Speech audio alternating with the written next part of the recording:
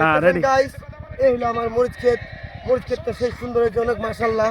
তো আশা করা যায় অনেক ফলন পাওয়া যাবে। আপনাদের তো অনেক মরিচ ধরেছে, তো আপনারা দোয়া করবেন এই মরিচটা বেঁচে যাতে একটা বিয়ে শাদী করতে পারি, যাতে একটা মোটরসাইকেল কিনতে পারি। আর হইলো যে অনেক ফল ধরছে, অনেক পোকা ধরছে। এই পোকা মারার জন্য ছিদ্রকারী পোকা এই পোকাটার জন্য অনেক মরিচ তুলে পড়ে যেতেছে। এই যে ছিদ্রকারী পোকা দেখতেছেন, এখন এটার জন্য কি বীজ দিলে ভালো হইব এটা একটু আমার কমেন্টে জানাই দেবেন সবাই।